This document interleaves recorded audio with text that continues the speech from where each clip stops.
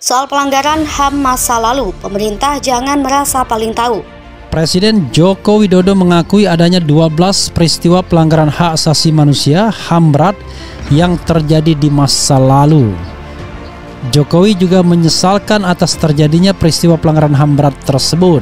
Memang pertanyaannya adalah kok baru ngomong sekarang pelanggaran HAM berat masa lalu? Dan orang juga mengkritik kenapa Kanjuruhan nggak masuk, kenapa KM50 nggak masuk juga. Jadi yang dikatakan pelanggaran HAM berat itu hanyalah yang terjadi tidak pada masa pemerintahannya, tapi pemerintahan masa lalu. Kan setiap pergantian kekuasaan isu ini diajukan.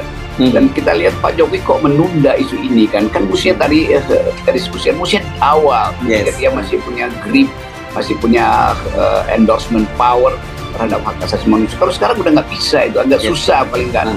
Jadi ini orang curiga, ini kesempatan ini buat apa itu diajukan sekarang untuk memecah konsentrasi dari partai-partai yang sedang bersiap-siap untuk pemilu, supaya nanti ada alasan untuk penundaan pemilu. Kalau ada kekacauan isu ini kan pasti perpu lagi yang keluar kan. Kalau perpu Ciptaker saja bisa dikeluarkan, padahal ada perintah Mahkamah Konstitusi, maka mudah sekali untuk mengeluarkan perpu lain dengan legitimasi pakar hukum yang dianggap melakukan stempelisasi. Ya, maka perpu penundaan pemilu, bahkan dekret kembali ke Undang-Undang Dasar 1945 bisa saja dikeluarkan karena dengan alasan satu kegentingan atau hukum tata negara darurat, hukum darurat itu beda. Nah, itu sangat mungkin terjadi. Jadi saya melihat bahwa memang kalau nggak sekarang momentumnya itu dia nggak akan jadi seksi tuh. Jadi justru ada sebut aja ada ketegangan politik, kegelisahan politik menjelang 2024, maka perpres itu diajukan. Tinggal kita nilai mana yang aspeknya politik, mana yang aspeknya pengadilan tentang kejahatan, mana yang aspeknya adalah upaya memulihkan hak-hak korban. Itu kira-kira 3 hal yang mesti kita lihat. Kalau kita bicara mengenai hukum tata negara, kita nggak bisa bicara 1 tambah 1 2, 2 tambah 2 4. Nanti anggota DPR kan bilang, wah nggak bisa dong, perpu kan masih ada kami sebagai check and balancer. Masih ada kami yang bisa ngecek itu, kami yang bisa mengobjektifikasi, iya. Tetapi kalau misalnya ditemukan fakta bahwa penerbitan perpu ini itu merupakan sebuah konspirasi yang melanggar konstitusi, melanggar hukum, bahkan tindak pidana, maka alasan itulah yang bisa dibawa kepada DPR untuk menggunakan hak angket dan hak menyatakan pendapatnya sampai kemudian the initial of impeachment, proses impeachment kepada Mahkamah Konstitusi.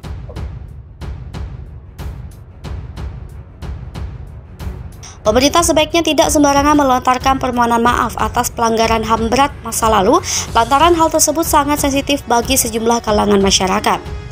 Dia menambahkan pemerintah tidak boleh jadi amatiran kali berbicara soal HAM, apalagi pelanggaran HAM masa lalu menyangkut sejarah bangsa. Ini sepenuhnya masalah pertarungan ideologi politik pada masa lalu yang memang menimbulkan banyak korban dari berbagai pihak.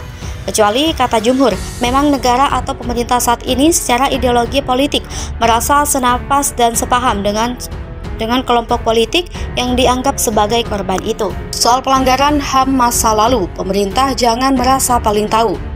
Pemerintah sebaiknya tidak sembarangan melontarkan permohonan maaf atas pelanggaran HAM berat masa lalu, lantaran hal tersebut sangat sensitif bagi sejumlah kalangan masyarakat.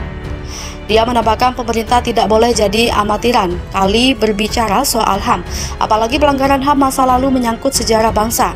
Ini sepenuhnya masalah pertarungan ideologi politik pada masa lalu yang memang menimbulkan banyak korban dari berbagai pihak. Kecuali, kata Jumhur, memang negara atau pemerintah saat ini secara ideologi politik merasa senapas dan sepaham dengan kelompok politik yang dianggap sebagai korban itu. Dengan pikiran jernih saya mengakui pelanggaran HAM berat memang terjadi. Pelanggaran hak asasi manusia berat diakui Presiden Joko Widodo terjadi di berbagai peristiwa. Hal tersebut disampaikan Presiden setelah menerima dan membaca laporan tim penyelesaian non-yudisial pelanggaran hak asasi manusia berat yang dibentuk berdasarkan Kepres 17/2022.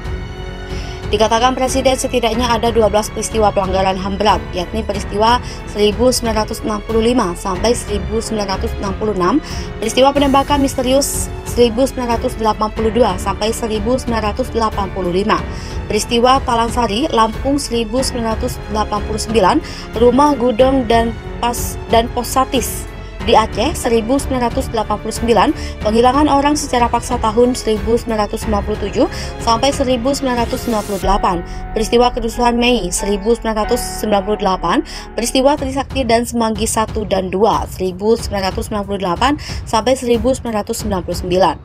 Kemudian peristiwa pembunuhan Dukun Santet 1998 sampai 1999. Peristiwa Simpang KKA di Aceh tahun 1999, peristiwa Wasior di Papua 2001 sampai 2002, peristiwa Wamena Papua di 2003, dan peristiwa Jambo Gaupok di Aceh tahun 2003. Didakwa penistaan agama, Bambang Tri akan bawa saksi soal ijazah Jokowi. Bambang Tri Mulyono saat ini tengah didakwa dalam kasus ujaran kebencian dan penistaan agama dan menjalani persidangan di Pengadilan Negeri Solo. Namun, dia malah akan mengajukan saksi soal tudingannya bahwa ijazah Presiden Joko Widodo palsu. Hingga saat ini, sudah ada 12 saksi dari jaksa penuntut umum yang memberikan keterangannya kepada hakim. Dari saksi pelapor, kepala sekolah SD dan SMP Jokowi hingga teman SMP Jokowi. Bambang Tri mengatakan dari keterangan saksi-saksi itu, dia semakin yakin jika ijazah Jokowi palsu. Bahkan Bambang Tri akan menghadirkan saksi yang ada bukunya itu, hal itu untuk menguatkan keterangannya jika ijazah Jokowi palsu. Dalam kasus tersebut, Bambang Tri dan Sugi Nurharja menjadi terdakwa terkait video podcast keduanya di akun YouTube Gustur 13 Official soal mubahalah. Video tersebut diduga bermuatan ujaran kebencian dan penistaan agama.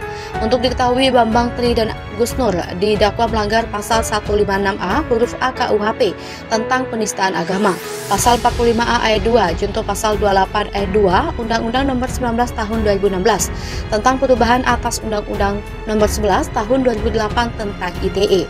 Bambang Tri kena pasal tentang ujaran kebencian berdasarkan suku, agama, ras, dan antar golongan. Kemudian pasal 14 ayat 1 ayat 2 Undang-Undang RI Nomor 1 Tahun 1946 tentang peraturan hukum pidana tentang penyebaran pemberitaan bohong sehingga menimbulkan keonaran di masyarakat. Dengan pikiran jernih, saya mengakui pelanggaran HAM berat memang terjadi. Pelanggaran hak asasi manusia berat diakui Presiden Joko Widodo terjadi di berbagai peristiwa. Hal tersebut disampaikan Presiden setelah menerima dan membaca laporan tim penyelesaian non-yudisial pelanggaran hak asasi manusia berat yang dibentuk berdasarkan Kepres 17/2022. Dikatakan Presiden setidaknya ada 12 peristiwa pelanggaran HAM berat, yakni peristiwa 1965 sampai 1966, peristiwa penembakan misterius 1982 sampai 1985, peristiwa Palangsari, Lampung 1989, Rumah Gudong dan Posatis di Aceh 1989, penghilangan orang secara paksa tahun 1997 sampai 1998, peristiwa kerusuhan Mei 1998, peristiwa Trisakti dan Semanggi 1 dan 2 1998 sampai 1999. Kemudian peristiwa pembunuhan Dukun Santet 1998 sampai 1999, peristiwa Simpang KKA di Aceh tahun 1999, peristiwa Wasior di Papua 2001 sampai 2002, peristiwa Wamena Papua di 2003, dan peristiwa Jambo Gaupok di Aceh tahun 2003.